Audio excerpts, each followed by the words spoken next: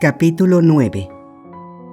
Cuando los sentimientos habían sido sobreexcitados por la rápida sucesión de acontecimientos penosos, nada es más agobiante para el alma humana que la calma de la inactividad y la certeza de lo irremediable, que terminan ciertamente con el miedo, pero también con la esperanza. Justin había muerto, descansaba en paz y yo seguía viviendo. La sangre circulaba sin trabas por mis venas, pero la desesperación y el remordimiento llenaban mi pecho sin que nada consiguiera mitigarlos. No lograba conciliar el sueño. Caminaba sin objeto, como un alma en pena, como el espíritu de un condenado, puesto que por mi culpa se habían desarrollado hechos horrendos que nadie hubiera podido imaginar. Y, estaba convencido de ello, no serían los últimos. Sin embargo, mi corazón rebosaba amor y bondad. Mi vida había estado siempre llena de benévolas intenciones y con impaciencia había aguardado el instante de ponerlas en práctica, convirtiéndome de este modo en alguien útil a mis semejantes. Pero ahora todo había sido aniquilado.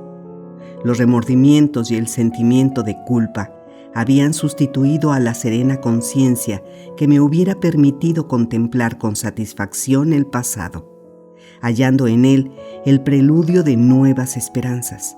Mi tormento era insoportable. Tal estado de ánimo perjudicó mi salud, que posiblemente no se había repuesto por entero tras los sucesos que tanto la habían afectado. Rehuía a mis semejantes. Cualquier manifestación de gozo o alegría me parecía intolerable. Solo en el aislamiento hallaba consuelo, en un aislamiento oscuro y profundo semejante a la muerte. Mi padre observó con tristeza el visible cambio que se había producido en mi humor y mis costumbres. Con argumentos que le dictaba la tranquilidad de su conciencia y un pasado irreprochable, intentó darme la fortaleza de ánimo y el valor necesario para barrer los sombríos nubarrones que se acumulaban sobre mí. ¿Crees tú, Víctor, me dijo un día, que yo no sufro? Nadie podrá querer a un niño como yo amaba a tu hermano. Las lágrimas rodaron por sus mejillas. Pero los supervivientes debemos evitar el incremento del dolor ajeno, no manifestando un dolor exagerado.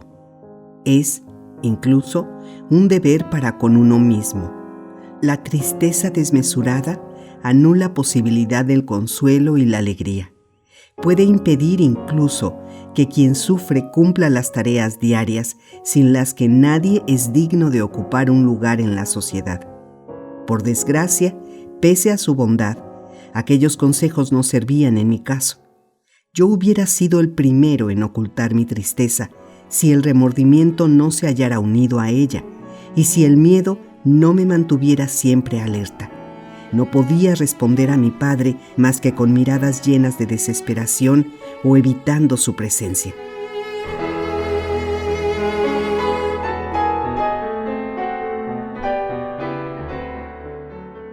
Fue en aquella época cuando nos trasladamos a nuestra propiedad de Belrive. La mudanza me fue muy agradable.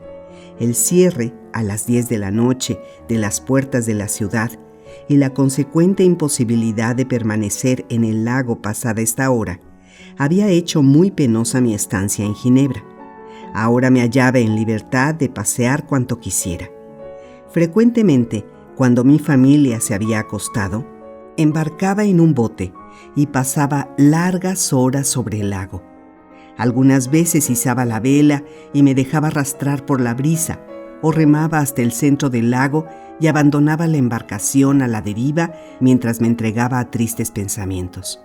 A menudo, cuando yo era el único ser que vagaba, inquieto, por aquella escena sobrenaturalmente hermosa, excepción hecha de algunos murciélagos y ranas cuyo intermitente croar me llegaba desde la orilla, a menudo, sentía impulsos de echarme al agua silenciosa y permitir que el lago se cerrara definitivamente sobre mi cabeza y mis sufrimientos. Solo una cosa me retenía, el recuerdo de Elizabeth, a la que amaba tiernamente y cuya vida estaba unida íntimamente a la mía. Pensaba también en mi padre y en mi otro hermano.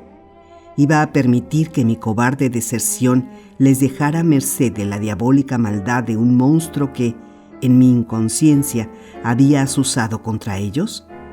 En aquellos instantes lloraba con amargura y deseaba que mi alma hallara la paz necesaria para darles el consuelo y la felicidad que tanta falta les hacía. Era imposible. Mis remordimientos anulaban cualquier esperanza. Yo era el autor de males irremediables y vivía en el perpetuo terror de que el monstruo se entregara a nuevas y horribles acciones. Presentía, oscuramente, que sus actos vandálicos no habían finalizado y que pronto cometería de nuevo algún crimen espantoso cuya magnitud borraría, probablemente, todo recuerdo de sus anteriores delitos. Mientras viviera sobre la tierra, alguien que me fuera querido, sería preciso aguardar siempre lo peor. No puedo expresar la abominación que sentía por aquel abyecto engendro. Su solo recuerdo hacía rechinar mis dientes y encendía en mis ojos brillos asesinos. No deseaba más que una cosa: aniquilar a la inmunda criatura que con tanta estupidez había creado. Cuando pensaba en sus aborrecibles delitos, en su diabólica malicia, mi odio y mis ansias de venganza eran irrefrenables. De buena gana hubiera subido al pico más alto de los Andes si con ello lograra la posibilidad de arrojar en el más profundo de sus abismos a aquel horrible monstruo. Esperaba que se cruzara en mi camino para maldecirle y vengar el cruel asesinato de William y Justin.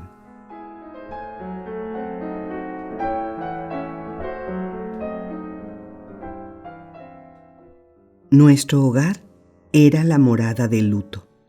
La salud de mi padre se hallaba muy afectada por los recientes acontecimientos. Elizabeth estaba triste y decaída, sin que sus labores le causaran la menor alegría. Cualquier gozo, cualquier diversión le hubiera parecido profanar la memoria de los muertos. Consideraba que el llanto y el luto eterno eran un tributo debido a los dos seres cuyas vidas habían sido truncadas sin piedad en plena juventud.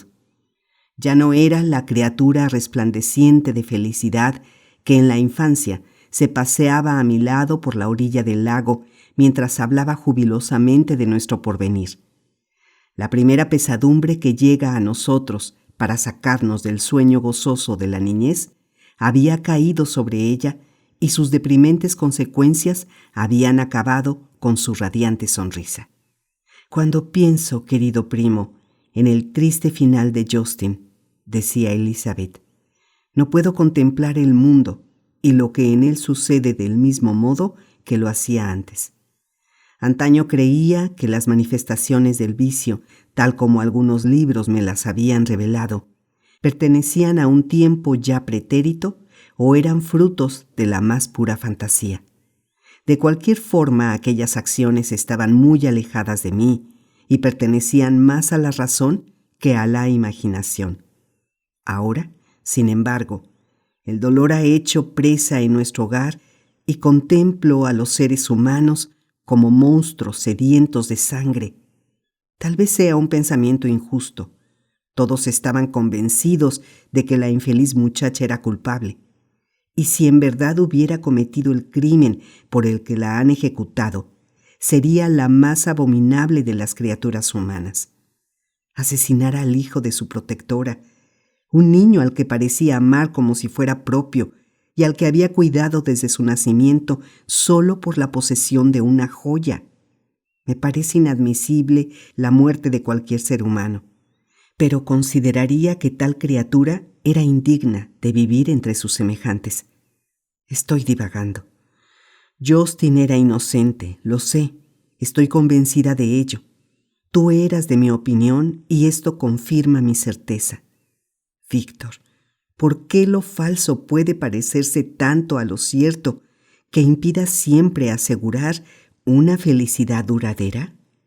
Me parece estar caminando al borde de un abismo y que una multitud de seres intenta arrojarme al vacío.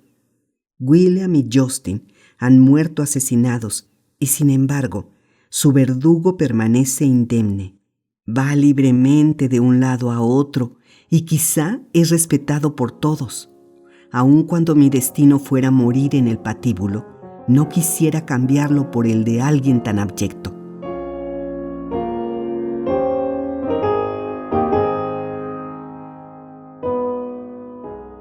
Escucharla me producía el más vivo sufrimiento.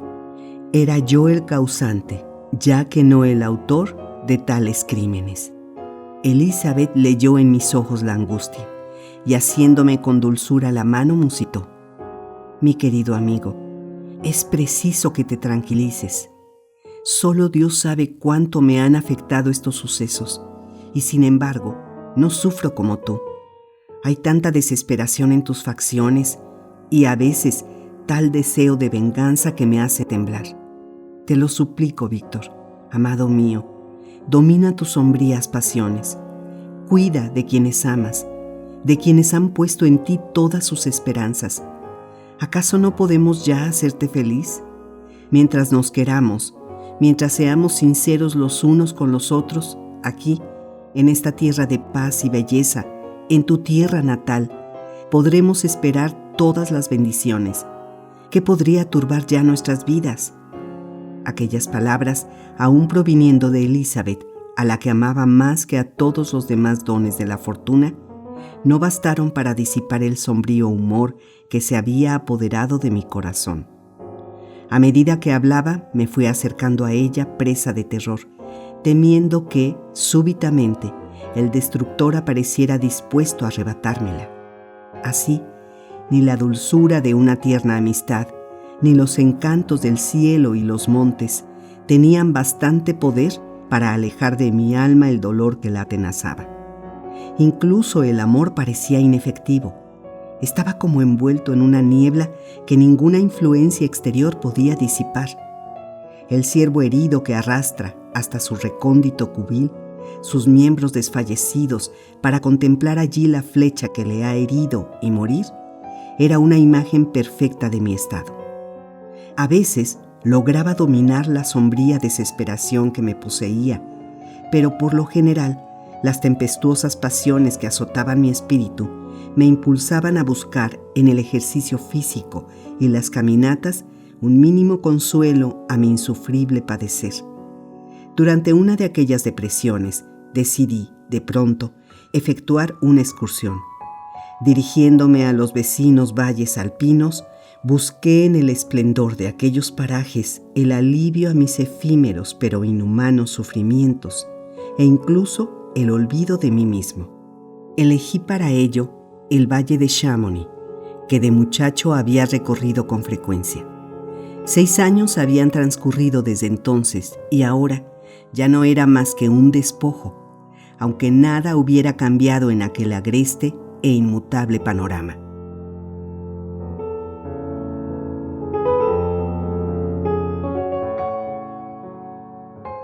Realicé a caballo el primer trecho del trayecto y después alquilé un mulo que, por tener más seguros los remos, se hallaba menos expuesto a sufrir daño por los pedregosos caminos. El tiempo era espléndido. Estábamos en agosto.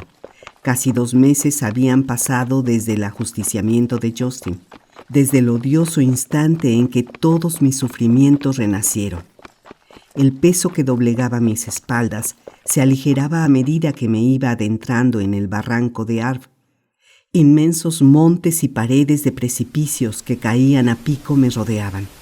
El furioso rumor del torrente que corría en el cauce rocoso y el fragor de las cascadas evocaban, en tales parajes, fuerzas casi todopoderosas.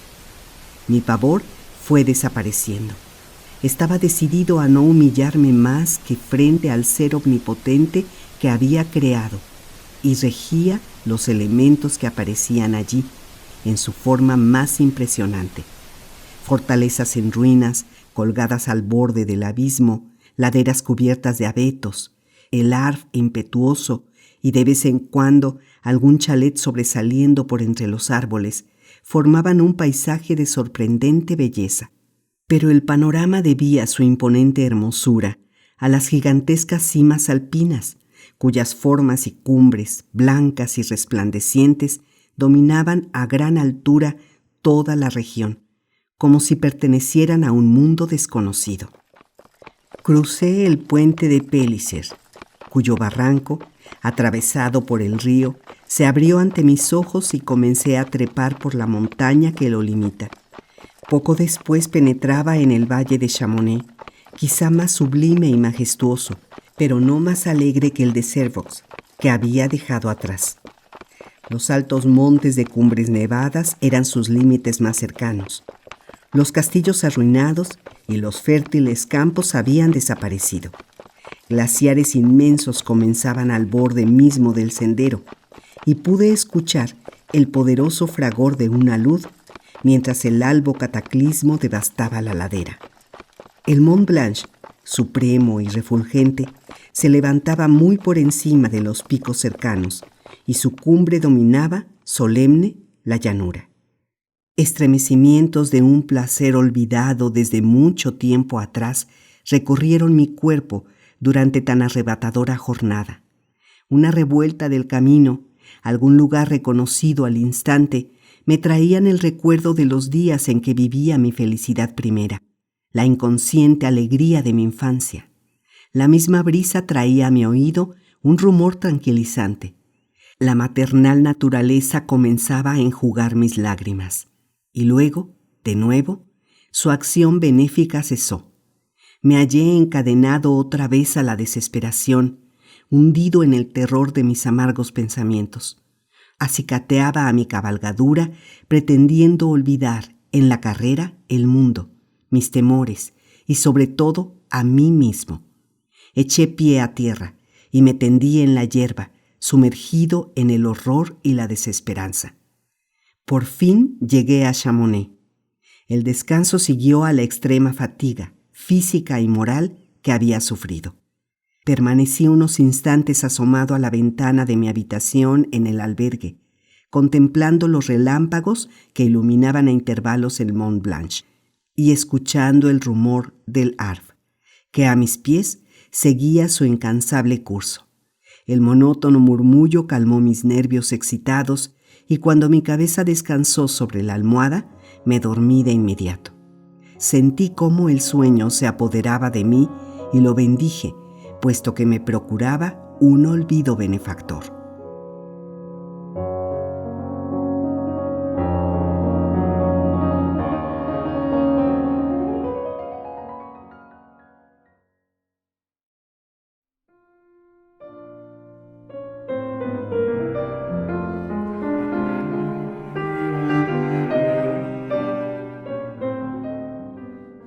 Capítulo 10.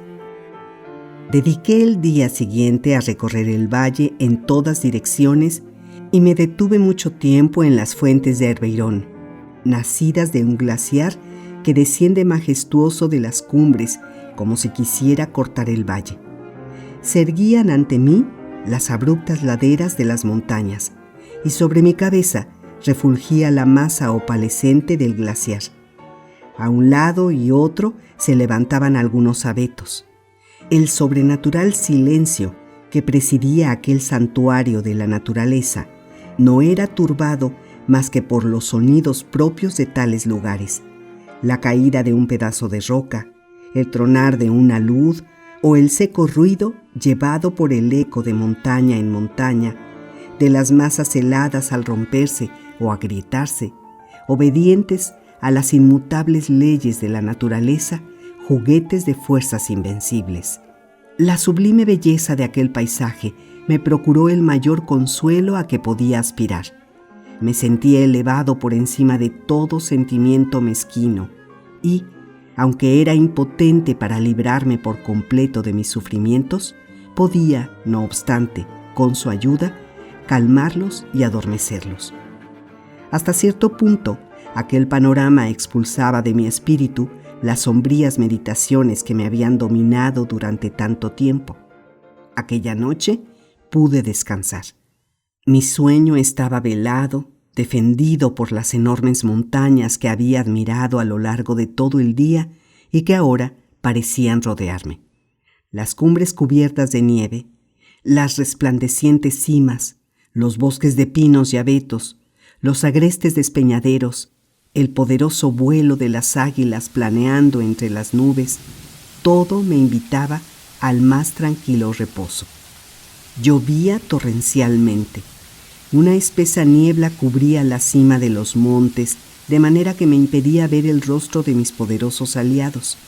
No obstante, atravesaría sus vestiduras de nubes y acudiría a visitarlos en su majestuoso retiro. ¿Qué me importaba la tempestad y la lluvia? Hice que ensillaran mi cabalgadura y emprendí el ascenso al monte Montanvert. Recordaba aún la impresión que recibí al contemplar el inmenso glaciar que jamás permanecía inmóvil cuando llegué a él por primera vez.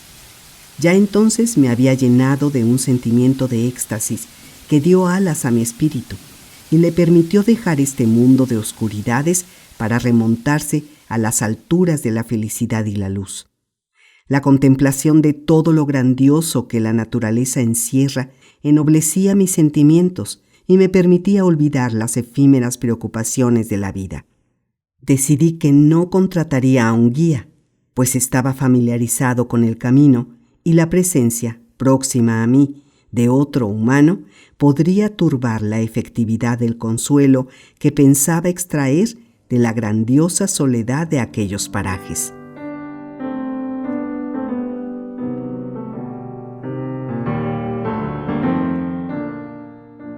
La ascensión es difícil y pronunciada, pero el sendero de accidentado trazo que se abre en la roca viva permite un fácil acceso pese al perpendicular flanco del monte. Es un lugar de terrible desolación. Pude contemplar en varios lugares los restos de aludes invernales.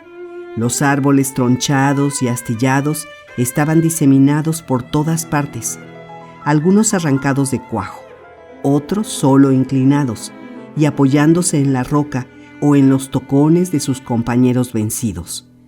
En su último tramo, el sendero cruza varios heleros sobre los que las piedras resbalaban sin interrupción. Uno de entre aquellos lugares es especialmente peligroso, pues el menor rumor, una sola palabra, puede producir la vibración necesaria para que se abata sobre la cabeza del viajero la más devastadora de las avalanchas. Allí, los abetos no son grandes ni frondosos, y su desmedrada sombra acaba de otorgar al paisaje un aspecto de fría austeridad. Admiré el valle que se extendía a mis pies. Enormes jirones de niebla se elevaban por sobre los riachuelos y serpenteaban en espesas columnas alrededor de los montes de la otra vertiente, cuyas cumbres se ocultaban tras una densa capa de nubes. El cielo negruzco dejaba escapar una lluvia torrencial que hacía todavía más melancólicos los sentimientos que despertaba en mí aquella escena. ¿Cómo puede el hombre alardear de una sensibilidad superior a la de las bestias? Si nuestros impulsos fueran solo los del hambre y la sed, los del deseo, estaríamos muy cerca de la libertad. Pero, debido a nuestra naturaleza, el menor soplo basta para conmovernos, solo una palabra, incluso la mera imagen que esta palabra puede despertar en nuestra alma. Descansamos. Una pesadilla tiene el poder de envenenar nuestro sueño. Despertamos. Un pensamiento errante nos estropea el día. Sentimos, concebimos o razonamos, reímos o lloramos, abrazamos una querida angustia o añoramos nuestra zozobra. Es indiferente, pues sea pena o alegría, el camino de su olvido permanece siempre abierto. El hombre de ayer jamás puede ser igual que el de mañana. Nada es duradero, sino la propia mutabilidad. Estaba cercano el mediodía cuando llegué a la cima. Me senté unos momentos en un roquedal que dominaba el glaciar. La niebla lo envolvía al igual que los montes que lo rodeaban, pero de pronto se levantó la brisa y disipó las nubes. Descendí hasta el océano helado.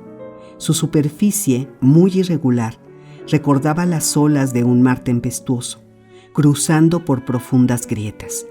El glaciar medía casi 1 legua de largo y estuve 2 horas atravesándolo. En el otro extremo, las paredes montañosas se erguían perpendiculares y desnudas.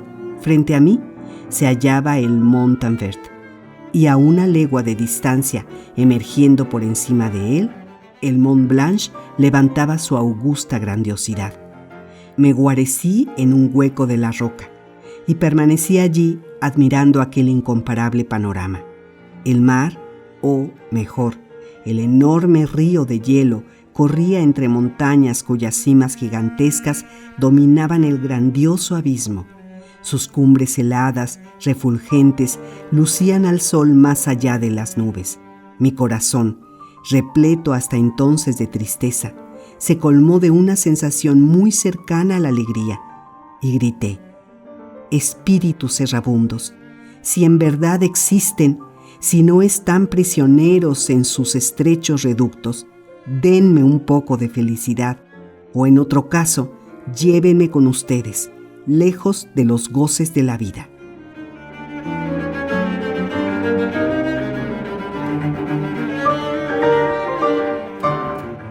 No bien hube pronunciado aquella imprecación cuando descubrí, a cierta distancia, la silueta de un hombre que avanzaba con una rapidez sobrehumana. Saltaba por sobre las grietas que yo había atravesado con grandes dificultades y precauciones. Al tiempo que iba avanzando, su estatura tomaba proporciones que parecían sobrepasar en mucho a las normales. Temblé. Se me oscureció la vista y me sentí desfallecer. No obstante, la fría brisa de las cumbres me reanimó enseguida. Cuando el hombre se halló cerca de mí, pude ver, aborrecido, horrible espectáculo, que era el monstruo que yo había creado. Con estremecimientos de ira y terror, resolví aguardarle a pie firme e incluso trabar con él un combate a muerte. Se aproximó. Su rostro reflejaba una gran angustia, mezclada con odio y desprecio, y su diabólica fealdad era en exceso horrenda como para que la contemplaran ojos humanos. No dediqué, sin embargo, demasiada atención a sus facciones. La cólera y la náusea me habían hecho enmudecer, pero cuando recuperé el habla, arrojé sobre su cabeza todo mi desprecio y mi horror. «¡Demonio!», grité. «¿Cómo osas acercarte? ¿Acaso no temes que caiga sobre ti mi terrible venganza? Aléjate, monstruosa criatura». «Pero no, prefiero que permanezcas aquí para poder aniquilarte. Si acabando con tu inmunda vida pudiera devolver, al menos, la existencia a las víctimas de tus odiosos asesinatos». «Esperaba ya que me recibirías así», dijo el monstruo. «Todos los humanos odian a quienes son infelices. ¿Cuánto odio debo despertar yo, que soy el más infeliz de los seres vivientes? Incluso tú, que me diste la vida, incluso tú me detestas y me rechazas a mí, a la criatura con la que te atan lazos que solo la muerte podrá romper. Dices que quieres matarme, pero ¿cómo puedes utilizar la vida como si fuera un juego? Cumple con los deberes que tienes conmigo, y yo lo haré con los que me ligan a todo género humano. Si aceptas mis condiciones, te dejaré tranquilo, tanto a ti como a tus semejantes. Pero si rehusas, me hundiré en el crimen hasta saciar mi sed de sangre, en la de todos aquellos que te aman y a los que amas». «Monstruo odiado», le dije yo, «infame asesino, los tormentos del infierno serán un castigo demasiado benévolo para tus crímenes. Demonio inmundo, ¿me reprochas que te haya creado? Pues bien, acércate y extinguiré el brillo de la vida que en mi locura supe alumbrar en ti».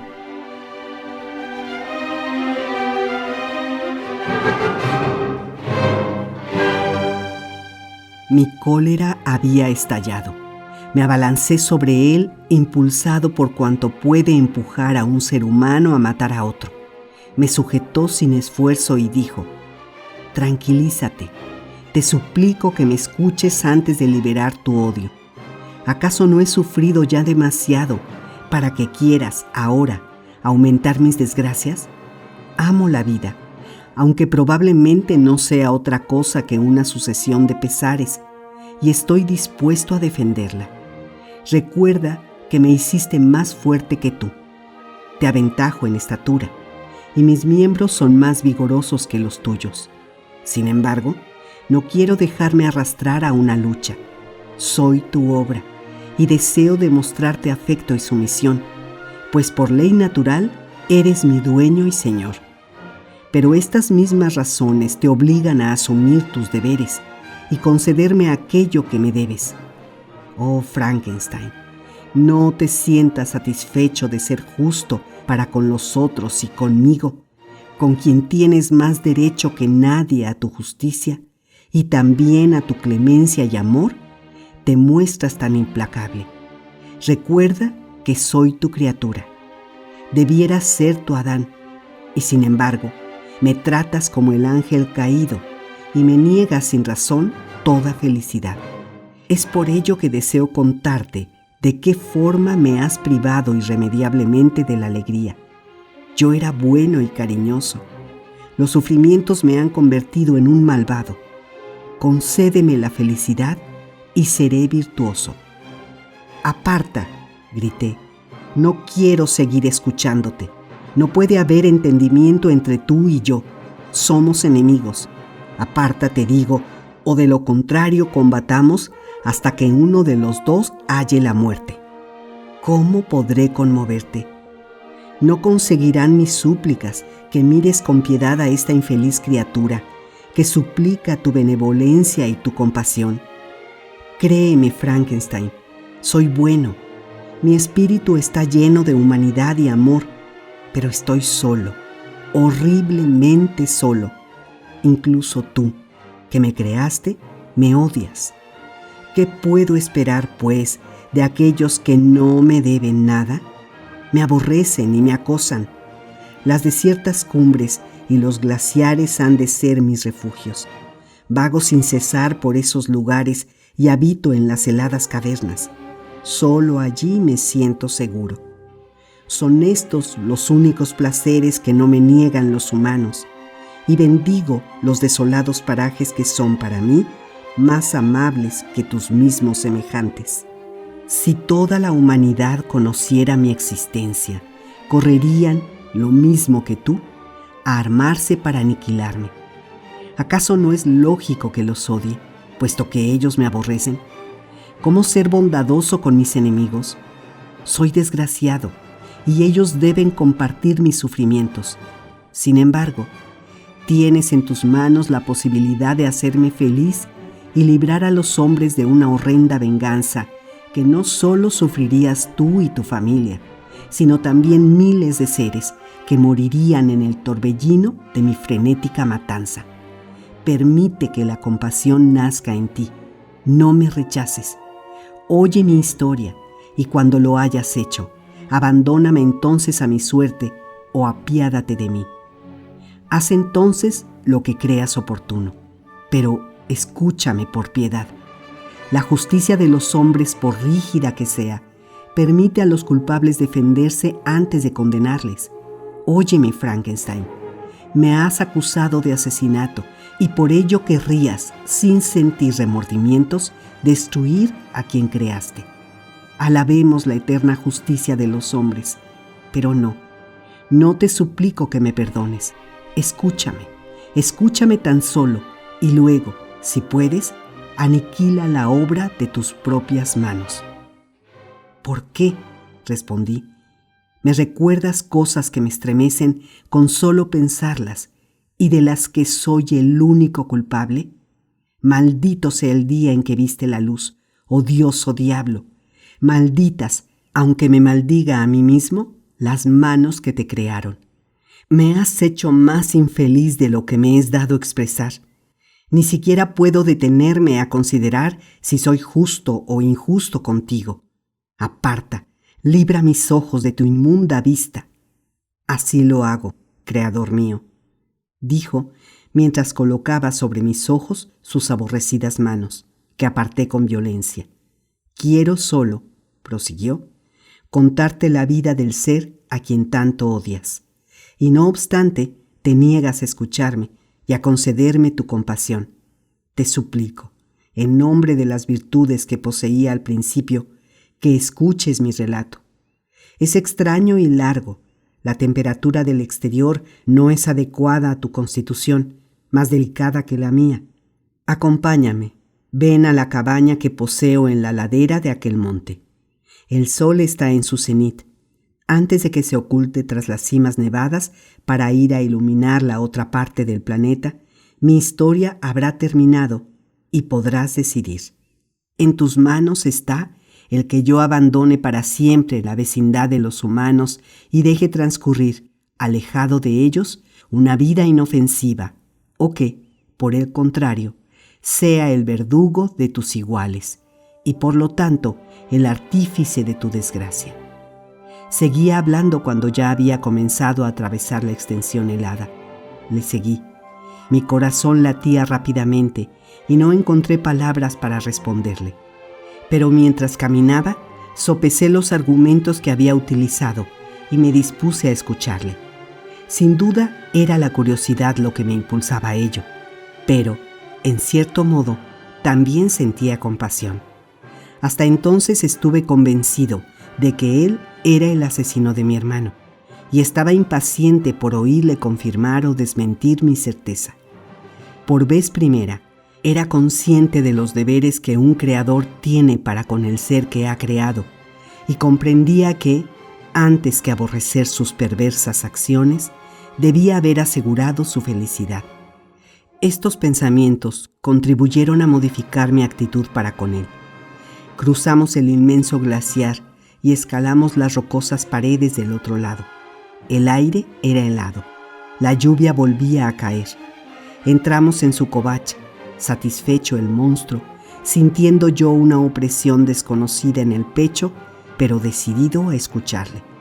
Tomé asiento cerca del fuego que mi horrendo acompañante había encendido, y enseguida el monstruo comenzó a contar su historia.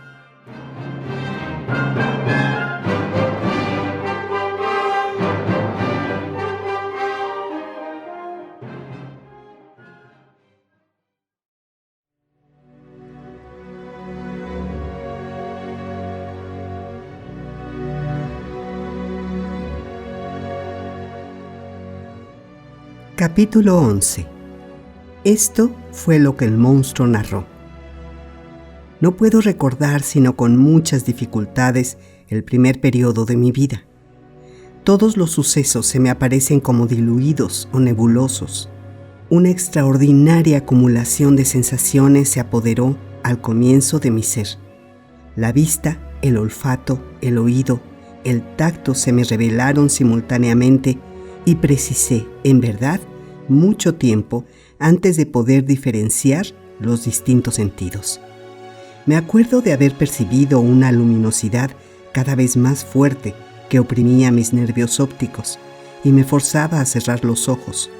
La oscuridad que sobrevino me asustó, pero apenas si el fenómeno había sido constatado cuando la luz volvió a herirme. Entonces me di cuenta de que por instinto había abierto los ojos de nuevo. Comencé a andar y, si no recuerdo mal, bajé por una escalera.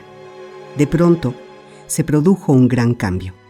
Hasta aquel momento había permanecido rodeado de cuerpos opacos y sombras que, por consiguiente, apenas si podían ser percibidas por mi vista, y que al hallarme lejos de mí no podía tocar. Pero descubrí que podía moverme sin que existieran para mí obstáculos infranqueables. La luz se me hacía cada vez más difícil de soportar, y a causa del esfuerzo, el calor comenzaba a incomodarme. Buscando algún lugar sombreado, llegué al bosque de Ingolstadt, donde el hambre y la sed me atormentaron muy pronto, sacándome del sopor en que había caído. Devoré algunas bayas recogidas en los matorrales y, tras apagar mi sed en un arroyuelo, me tendí en el suelo y me dormí.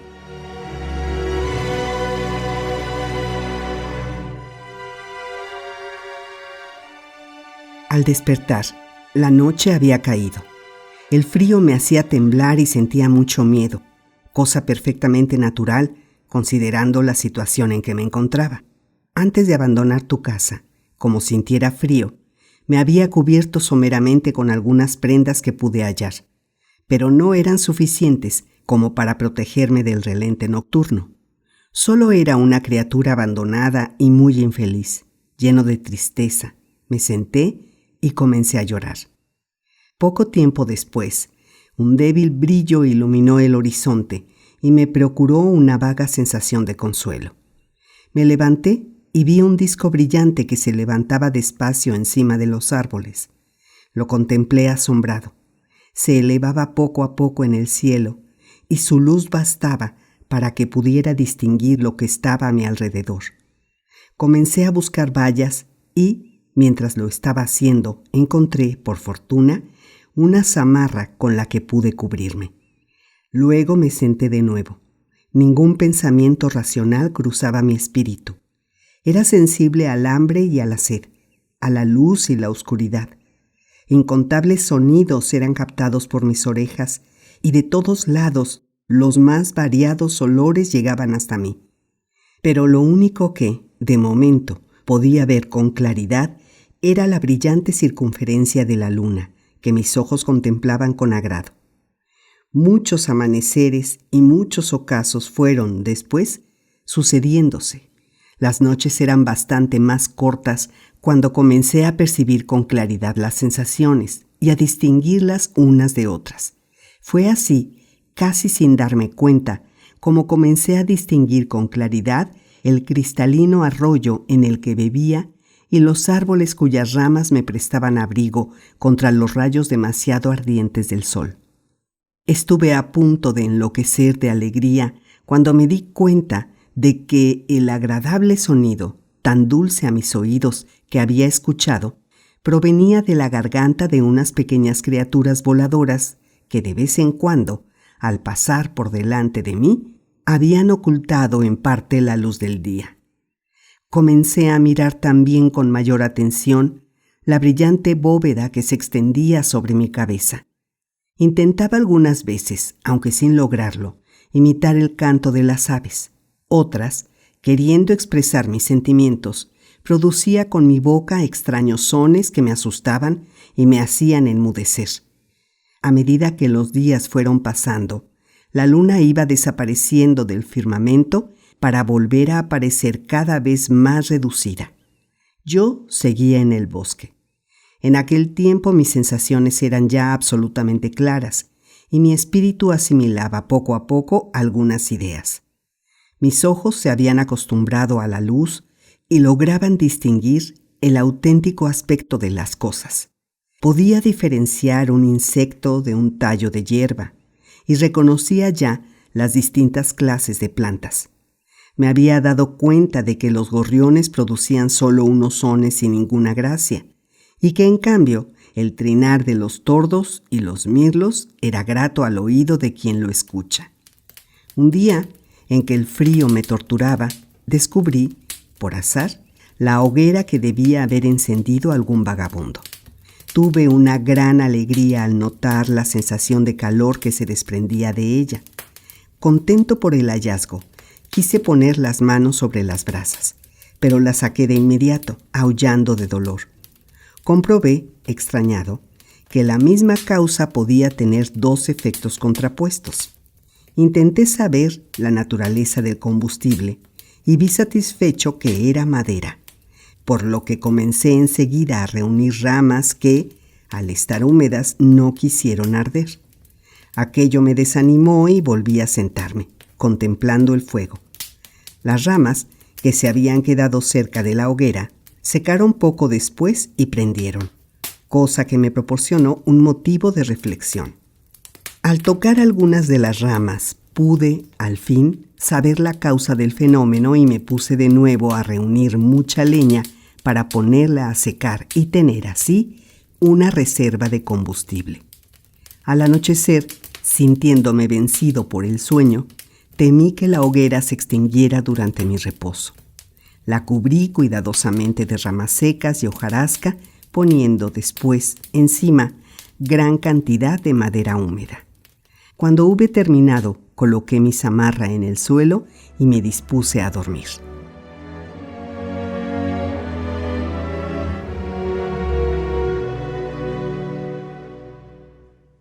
Al despertar, había ya amanecido y mi primera preocupación fue cuidarme del fuego. Lo destapé y el ligero vientecillo que soplaba fue suficiente para que la llama volviera a surgir. Aquel nuevo fenómeno me dio la idea de construirme, con ramas, algo parecido a un abanico, que me permitió avivar mi hoguera cuando observaba que el fuego estaba a punto de apagarse. Al caer de nuevo la noche, observé satisfecho que el fuego no solo daba calor, sino que también iluminaba. Otro descubrimiento importante lo realicé al constatar, por los restos de comida abandonados por mi predecesor, que el fuego podía también ser utilizado para preparar los alimentos. Intenté hacerlo así, colocándolo sobre las brasas. De este modo, aprendí que la comida no se estropeaba al asarla, sino que, por el contrario, al hacerlo, las avellanas y las raíces tenían un sabor mucho más agradable. Pero los alimentos escaseaban cada día más y, frecuentemente, tenía que pasar días enteros buscando en vano algunas bayas que llevarme a la boca. Por ello, decidí abandonar aquellos parajes y buscar un lugar que pudiera alimentarme mejor. Sentí mucho la pérdida del fuego, puesto que, como lo había conseguido por azar, ignoraba el modo de volver a encenderlo. Estuve muchas horas pensando en tan serio problema, pero no conseguí hallarle solución.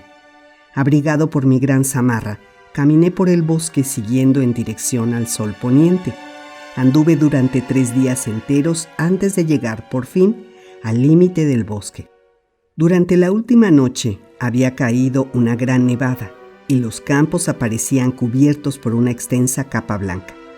El paisaje tenía un aspecto deprimente y noté que mis pies se estaban helando en contacto con aquella sustancia húmeda y fría que cubría la tierra. Eran poco más o menos las 7 de la mañana y quería encontrar, antes que nada, algunos alimentos y un lugar seco que me permitiera descansar. Al recorrer los lugares próximos, descubrí sobre un cerro una cabaña que debía servir de morada a un pastor.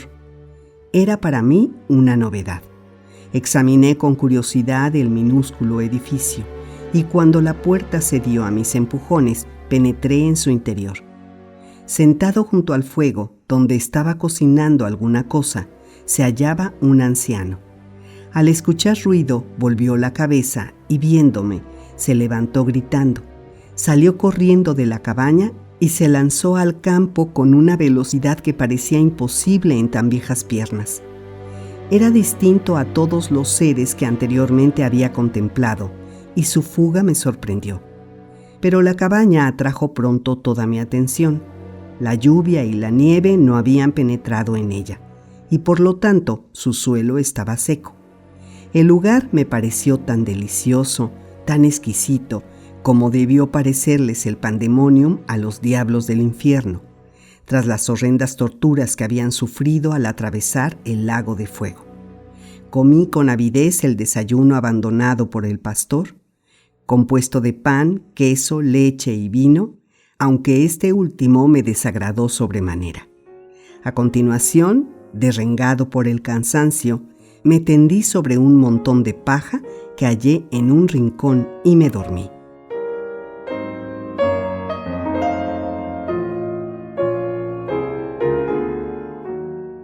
Desperté a mediodía.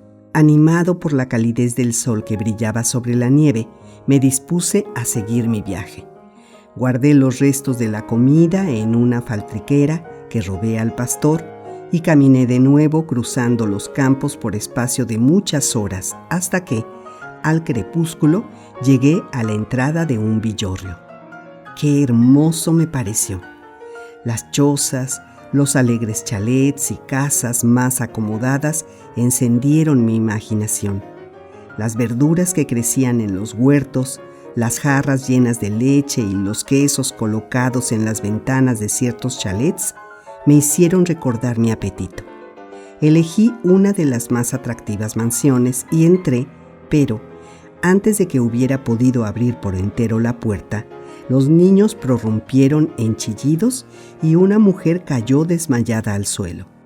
En menos de lo que cuesta descubrirlo, todo el pueblo se había puesto en movimiento. Gente enloquecida huía por doquier mientras otros me atacaban hasta que, lleno de heridas que me causaron las piedras y otros objetos que me lanzaban, pude huir al campo. Había ya oscurecido y busqué cobijo en un mísero cobertizo de techo muy bajo, en muy mal estado, que contrastaba con los pequeños palacios que había podido ver en el pueblo. Aquel cobertizo se encontraba adosado a un minúsculo chalet, que me pareció muy bien arreglado.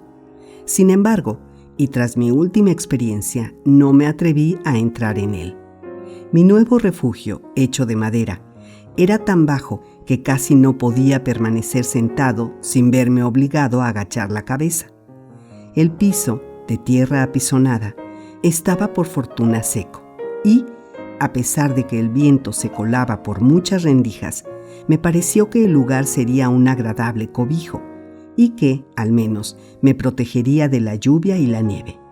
Entré, pues, en aquel cobertizo providencial y me acosté en el suelo, contento de haber hallado un asilo, pobre, es verdad, pero que me permitiría abrigarme de los fríos e inclemencias del tiempo y, por encima de todo, de la salvaje crueldad de los humanos.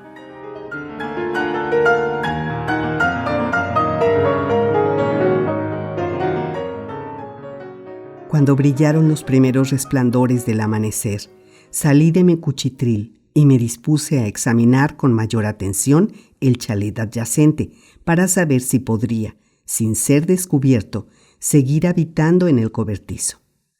Estaba este a espaldas de la casa y próximo a un establo y un pequeño estanque de aguas cristalinas. En una de las paredes se abría una gran grieta que me había permitido entrar en él la noche última. Me di prisa por cubrirla, al igual que hice con todas las fisuras a través de las que mi presencia hubiera podido ser descubierta. Lo hice utilizando piedras y pedazos de madera, pero tuve mucho cuidado en hacerlo, de forma que me permitiera sacarlos cuando deseara salir al exterior. De esta forma, la única claridad que llegaba a mi refugio provenía del establo, pero, aunque poca, la consideré suficiente.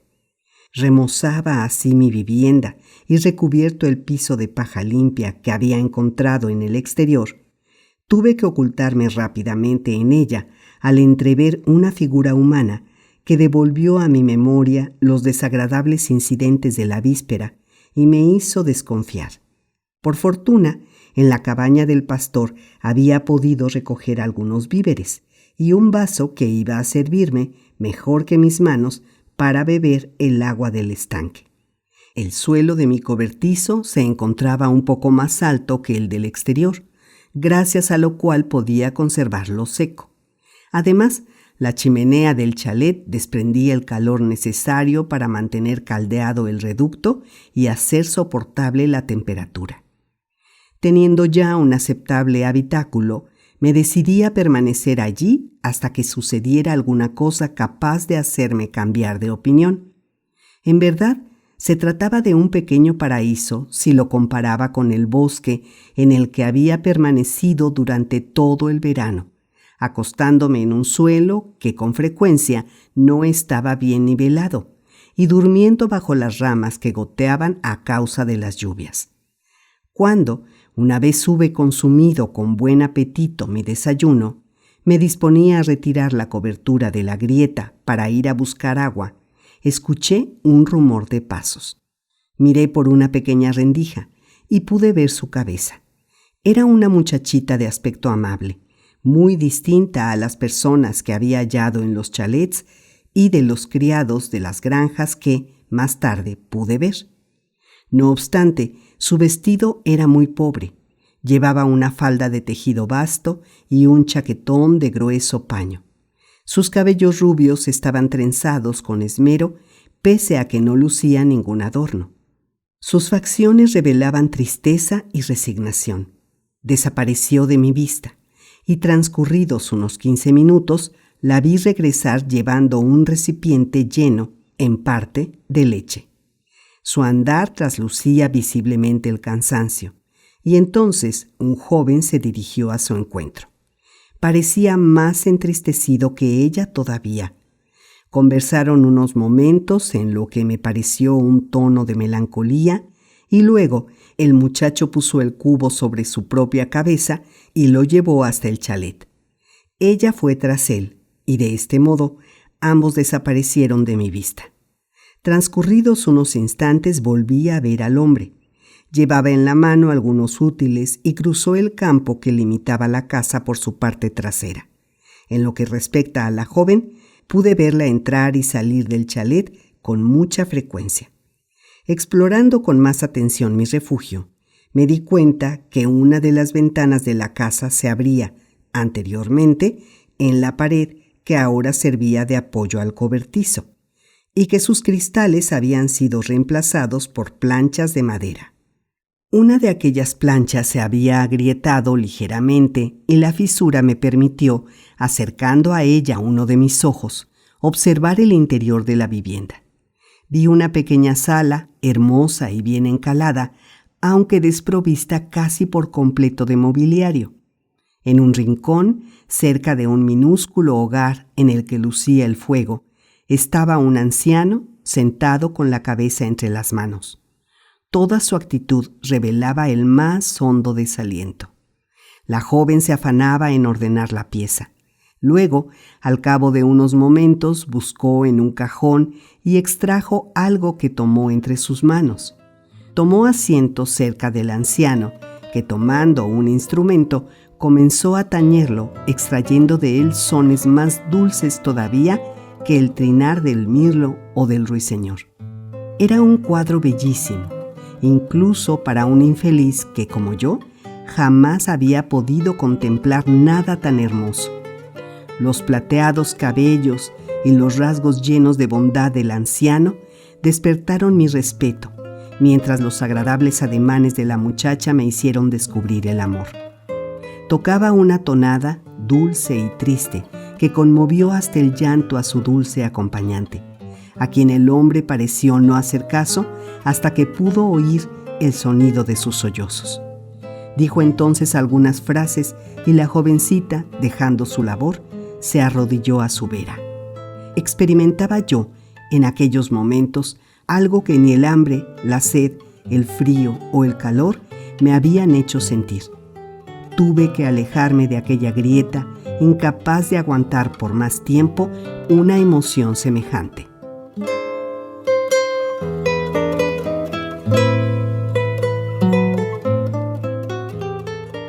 Al poco rato regresó el muchacho que traía sobre sus espaldas unas brazadas de leña. La muchacha salió a su encuentro, le ayudó a librarse de su pesado cargamento y después cogió algunas ramas que arrojó al fuego.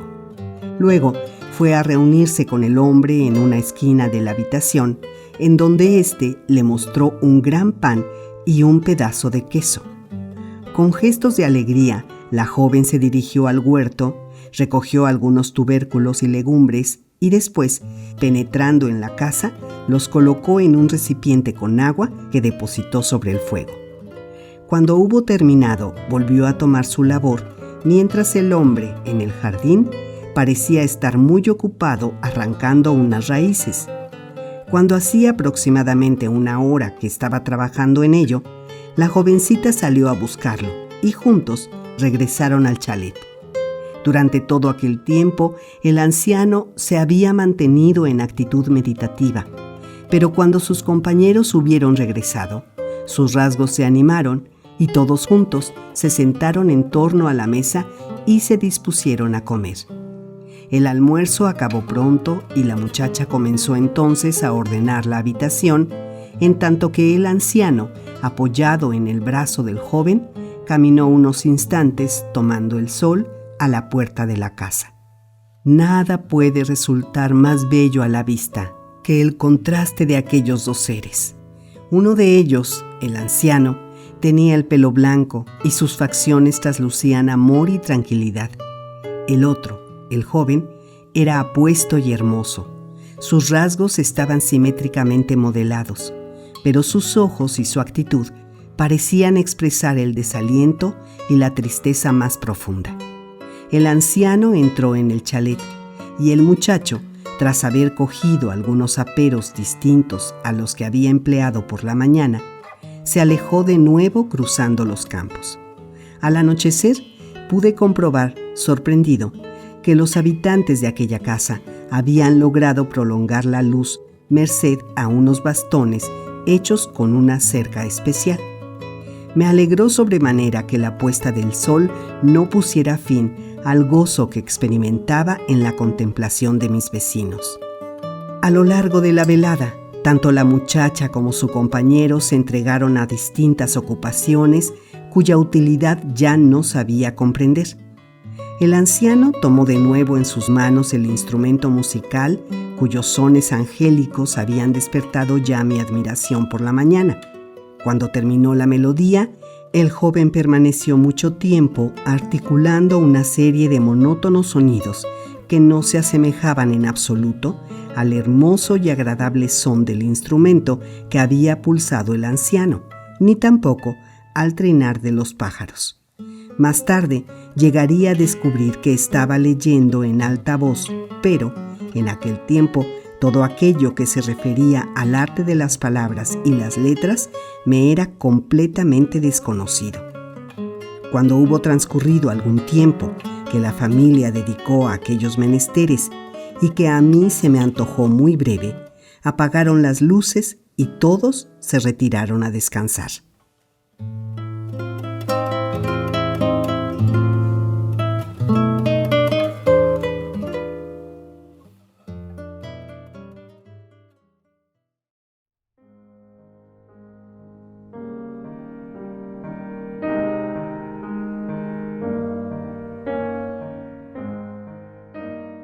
Capítulo 12. Me acosté en mi camastro, pero no logré conciliar el sueño. Repasé los sucesos de la jornada. Lo que más me había impresionado eran los amables modales de aquellas personas. Hubiera deseado unirme a ellas, pero no me atrevía a hacerlo. Tenía muy presente el trato recibido la víspera de aquellos feroces pueblerinos y estaba decidido, cualquiera que fuese la actitud que adoptara en el futuro, a permanecer por el momento encerrado en mi cobertizo, observando a mis vecinos y procurando averiguar la causa de todas sus acciones. Al día siguiente se levantaron cuando todavía no había amanecido. La joven ordenó de nuevo la casa y dispuso luego el desayuno. Tras haber comido, el muchacho se marchó. La jornada transcurrió casi igual que la anterior. El joven trabajaba constantemente fuera del chalet. La muchacha se ocupaba de las tareas domésticas. El anciano pude darme cuenta enseguida de que era ciego. Pasaba el tiempo tañendo su instrumento musical o sumido en meditaciones. El afecto y el respeto que ambos jóvenes testimoniaban a su venerable compañero parecían ilimitados. Le prestaban, dulces y afectuosos, todos los pequeños servicios que precisaba, y él se lo agradecía con una sonrisa llena de bondad. Pese a ello, aquellas personas no eran en absoluto felices. Los muchachos se apartaban algunas veces y parecían entregarse al llanto. No podía comprender la razón de su infelicidad, pero aquello me afectaba en lo más hondo.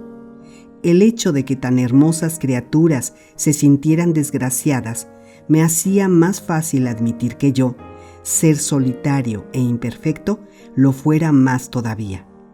Pero ¿por qué eran tan profundamente desdichadas aquellas excelentes personas? Poseían una bella casa, al menos eso me parecía, y disfrutaban de todas las comodidades apetecibles. Tenían fuego para calentarse cuando hacía frío y suculentos manjares para alimentarse cuando sintieran hambre. Sus vestiduras eran de buen paño y, lo que a mi entender era más de apreciar, gozaban de su mutua presencia y podían permanecer unidos intercambiando, día tras día, miradas llenas de amor y de bondad. ¿Qué significaban por ende sus lágrimas? ¿Acaso sufrían de verdad? No pude, al principio, encontrar respuesta adecuada a estas preguntas, pero observándoles con sostenida atención, pude hallar, más tarde, la explicación a muchas de las cosas que en aquel tiempo me resultaban imposibles de entender.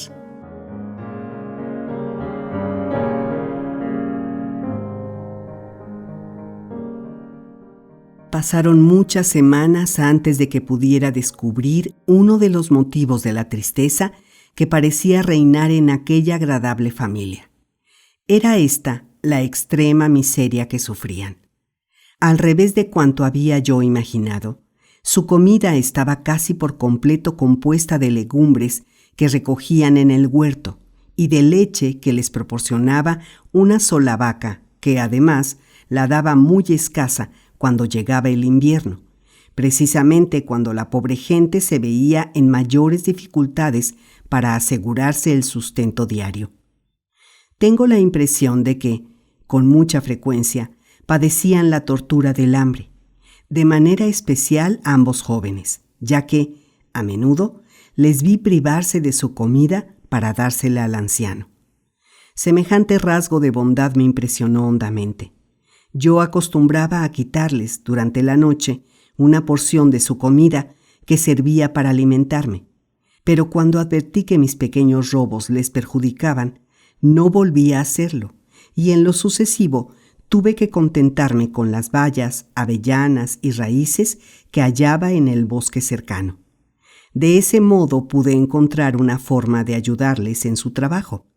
Había observado que el muchacho gastaba una buena parte de su tiempo en hacer leña para el hogar familiar. Protegido por la noche, me apoderaba de sus instrumentos, cuyo manejo me fue fácil aprender, y cortaba suficiente cantidad de leña como para aprovisionarles durante varios días. Recuerdo que, la primera vez que lo hice, cuando, por la mañana, la joven abrió la puerta, quedó muy asombrada al ver, ante la casa, tan gran cantidad de leña. Lanzó algunos gritos y atrajo la atención de su joven compañero, que mostró, también, igual sorpresa. Observé satisfecho que aquel día el muchacho no fue al bosque y dedicó su tiempo a hacer pequeñas reparaciones en la casa y a cultivar el huerto.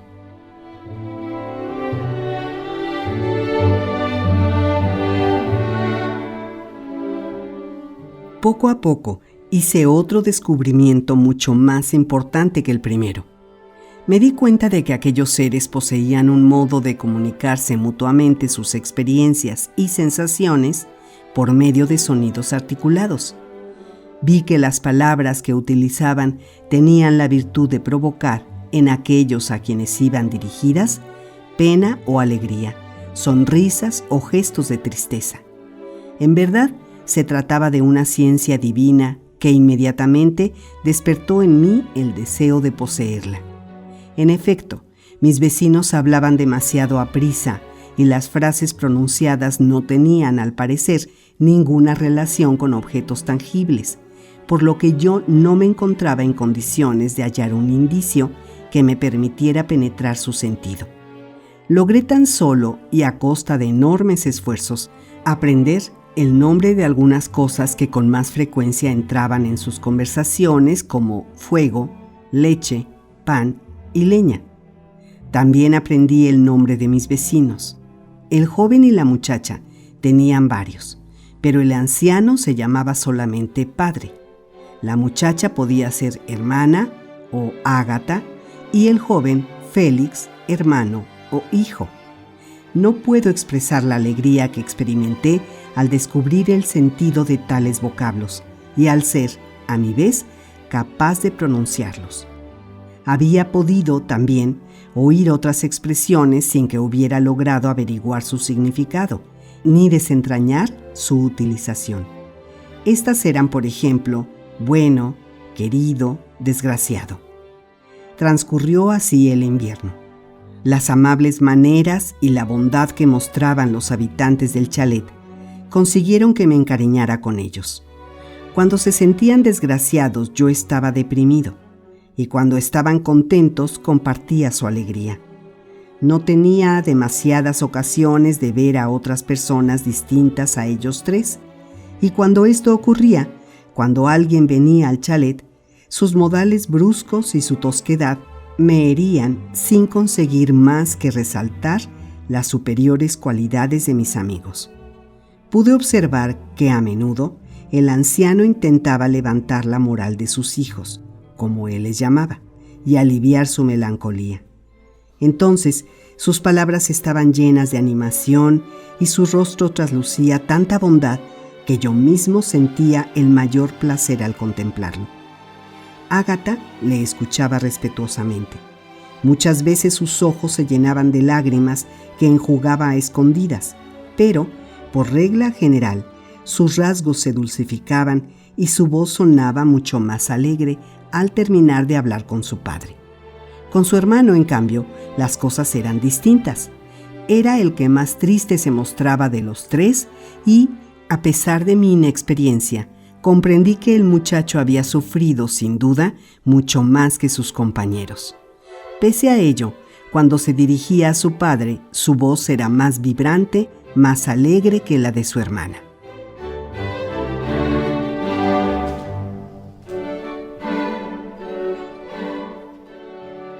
Podría citar incontables ejemplos de hechos, poco relevantes, es cierto, pero que testimoniarían con claridad la magnífica disposición de aquellas buenas personas. Pese a la desazón que le causaba su indigencia y su tristeza, Félix tuvo la exquisita atención de llevar a su hermana, con evidente satisfacción, la primera flor blanca que, con su corola, rompió el tapiz de la nieve. Por la mañana, antes de que ella despertara, limpió de nieve el sendero que llevaba al establo, sacó agua del pozo y recogió la leña que una mano desconocida seguía depositando, noche tras noche, a la puerta de la casa, con la consiguiente sorpresa de todos. Creo que, durante el día, Félix había comenzado a trabajar para un granjero de los alrededores, pues ocurría que, marchándose del chalet por la mañana, no regresaba sino cuando había oscurecido, sin llevar, como lo hacía antes, la provisión de leña. En otros instantes se ocupaba del huerto, pero como la estación no era demasiado propicia a aquel tipo de labores, pasaba mucho tiempo leyendo en voz alta para su padre y Ágata.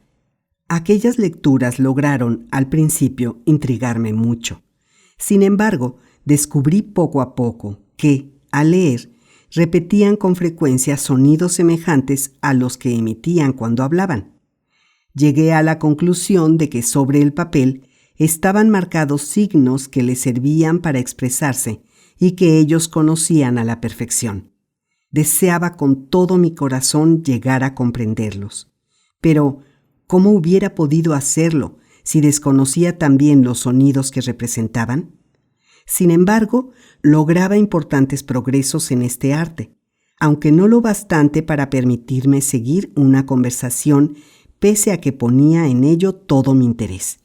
Veía con claridad que por grandes que fueran mis deseos de dirigirme a aquellos seres, no podía ni soñar en hacerlo antes de haber adquirido un perfecto conocimiento de su lengua, conocimiento que me permitiría hacer olvidar mi monstruosidad. También en este aspecto, la continua comparación había servido para abrirme los ojos.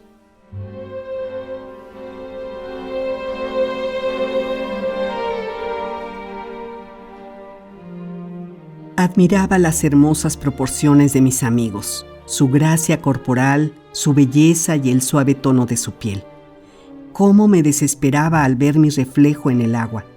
La primera vez que lo contemplé, salté aterrado hacia atrás, incapaz de creer que realmente era mi imagen la que se había reflejado en aquella especie de espejo. Pero pronto me vi forzado a admitir que, sin duda, yo era aquella monstruosidad, y sufrí las más horribles amarguras. Ni siquiera podía imaginar los catastróficos efectos que mi fealdad produciría. A medida que el sol iba ganando en calidez y los días iban siendo más largos, la nieve fue fundiéndose y aparecieron de nuevo los sombrosos árboles y la oscura tierra. A partir de entonces, Félix tuvo más trabajo fuera del chalet y dejaron de manifestarse en la casa los inquietantes indicios de un hambre inminente. Desde aquel momento, el alimento de mis vecinos, bien que frugal, fue sano y suficiente. Nuevos tipos de plantas comenzaron a crecer en el huerto y mis amigos las utilizaron para conseguir mayor variedad en las comidas. Además, a medida que la primavera iba avanzando, yo podía notar en el chalet las muestras de un mayor bienestar, al menos por lo que se refiere al alimento. Al mediodía, cuando no llovía, el anciano salía a pasear un poco, apoyándose siempre en el brazo de su hijo. Sin embargo, a menudo tenía que permanecer en el interior del chalet, retenido por violentas tempestades. Pero tras las lluvias llegaron los vientos que secaron la tierra. Las condiciones de vida mejoraron cada día más, incluso para mí, pese a que me hallara recluido en el pequeño cobertizo. Por la mañana contemplaba las idas y venidas de mis vecinos, a menos que les dispersara el trabajo en el exterior. En ese caso, dormía. La tarde transcurría de modo semejante, pero por la noche, cuando ellos dormían ya, si había luna o la luz de las estrellas era suficientemente clara, me marchaba al bosque para conseguirme comida y buscar leña para el fuego. Antes de la llegada del buen tiempo, yo había limpiado con frecuencia el sendero de la nieve caída por la noche y efectuaba también pequeños trabajos que había visto realizar a Félix. Pude observar, ya lo he dicho antes, que aquellos trabajos misteriosamente realizados les llenaban de asombro. Un par de veces les oí pronunciar a este respecto las palabras hada buena y maravilloso, pero en aquel tiempo ignoraba lo que significaban ambos términos.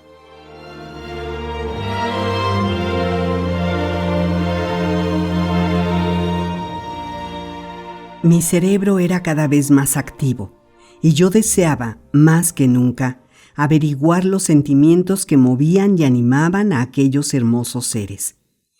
Era en extremo curioso y quería saber la razón por la que Félix parecía tan desdichado y Ágata tan triste.